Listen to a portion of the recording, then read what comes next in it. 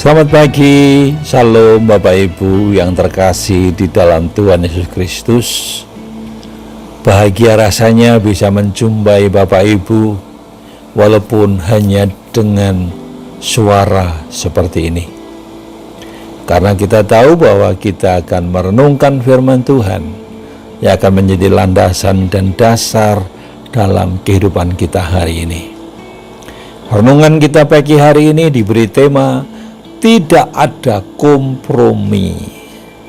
Nats pembacaannya diambil dari Kisah Para Rasul pasal 16 ayat 16 sampai 24. Saya akan membacakan ayat yang ke-18b yang demikian firman Tuhan. Paulus berkata pada roh itu, "Demi nama Yesus Kristus, aku menyuruh engkau keluar dari perempuan ini." Seketika itu juga keluarlah roh itu. Salah satu tantangan serius yang menghalangi pemberitaan Injil Rasul Paulus adalah kuasa kegelapan. Dalam Kisah Para Rasul pasal 16 ayat 16 sampai 24 diceritakan tentang seorang hamba perempuan yang dirasuki roh tenung. Roh tenung ini memampukan hamba perempuan ini untuk meramal nasib orang.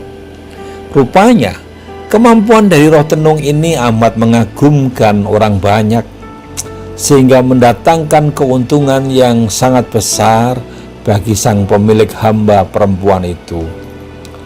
Ketika Paulus dan Silas bertemu dengan hamba perempuan itu, dia terus berseru-seru, "Orang-orang ini adalah hamba Allah yang maha tinggi. Mereka memberitakan kepadamu jalan kepada keselamatan." Ayat 18. Perkataan hamba perempuan ini benar, tetapi Paulus tidak mau iblis mengumumkan kedatangan mereka di kota itu. Iblis tidak berbagian dalam pemberitaan Injil. Ia adalah musuh Injil. Maka ketika hamba perempuan itu tidak mau berhenti berseru, Paulus dalam nama Tuhan Yesus mengusir roh tenung itu keluar dari hamba perempuan itu. Sebagai orang percaya, sikap kita terhadap kuasa gelap harus sama seperti Rasul Paulus, yakni tidak kompromi. Pernah suatu kali rumah seorang keluarga Kristen kemasukan maling, dan ia kehilangan harta benda yang lumayan besar jumlahnya. Salah satu familinya menasihati keluarga itu untuk memakai jasa paranormal, karena katanya paranormal itu telah berhasil mengungkap banyak kasus pencurian. Dalam kebingungannya, keluarga Kristen tersebut hampir menerima tawaran tersebut. Namun puji syukur kepada Tuhan, di saat-saat yang genting, Roh Kudus terus mengingatkan mereka sehingga mereka dengan tegas menolak tawaran itu.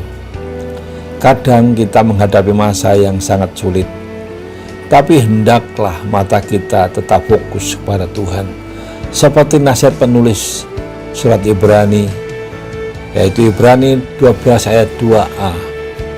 Marilah kita melakukannya dengan mata yang tertuju kepada Kristus, pada Yesus. Sadarilah sepenuhnya bahwa bergaul dengan kuasa kegelapan berarti memberi diri untuk dikuasai oleh kuasa jahat tersebut. Maka itu menjadi anak Tuhan itu berarti kita harus terpisah dari hidup yang berdosa. Mari kita akan mohon agar Tuhan memampukan kita untuk kita tidak berkompromi dengan dosa yang menawarkan berbagai kenikmatan dunia yang bersifat sementara.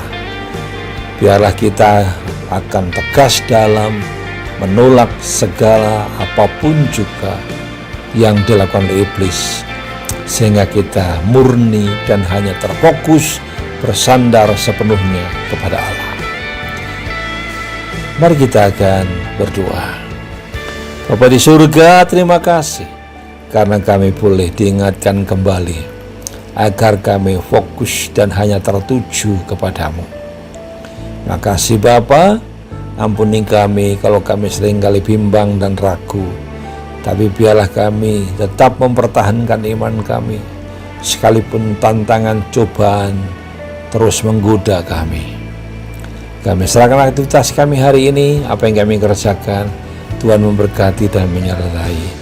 Karena kami tahu bahwa ketika Tuhan turun tangan, maka kami akan dapat melihat kasih setia dan anugerah-Mu yang luar biasa. Dalam nama Tuhan Yesus kami serahkan aktivitas kami. Haleluya. Amin. Selamat beraktivitas Bapak Ibu. Mari kita akan terus mengontrol setiap keputusan tindakan kita, agar iblis tidak ada tempat bagi kita untuk intervensi dalam hidup ini. Haleluya. Amin.